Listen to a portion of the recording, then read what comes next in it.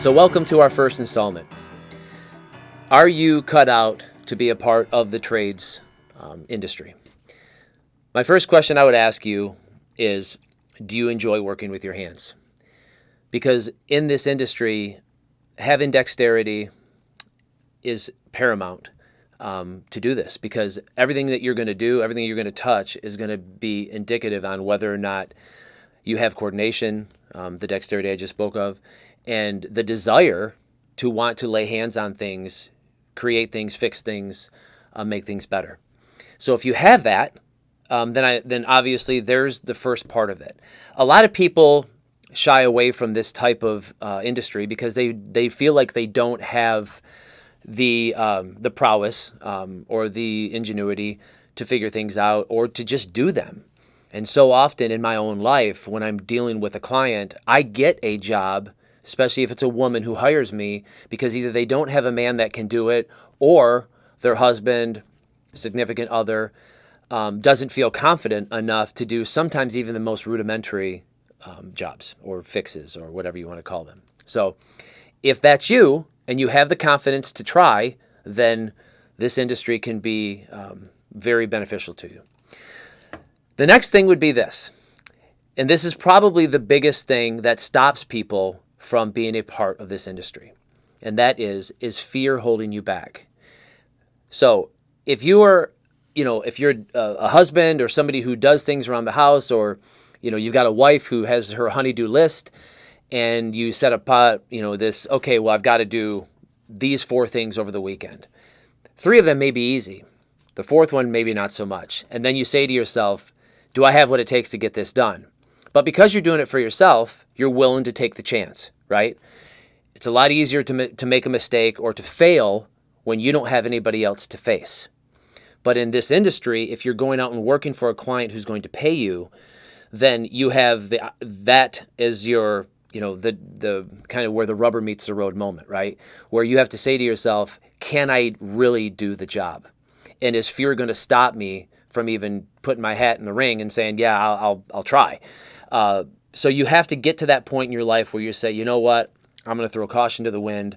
I'm going to do what I know I can do and start there. And then I'm going to take jobs that allow me to minimize that fear factor so that I can continue to push forward and get better, increase my skill set so that I can then take on more jobs and expand my territory and be able to network out to many different types of jobs and many different clients. So that would be item 2 is fear holding you back, and how do you get beyond that? And then I think the third thing in a specific area would be for the people who have lost jobs or may be have a contingency coming with losing a job based on certain things that are happening in our world. Are your current financial needs being met? Meaning, are you in a position right now where you're making enough money that you're comfortable, you're not in debt, or you've got things kind of on lockdown where, I don't really want to rock the boat. So in a way, that fear can kind of come in, not just that you don't have the job or don't know how to do the job, but that if you lose your current employment and your current income, then it's kind of a double-edged sword, right?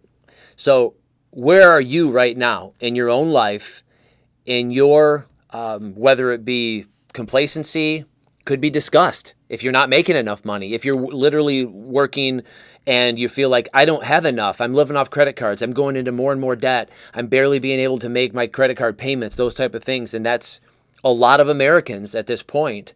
Where do you stand? Because I will guarantee you this.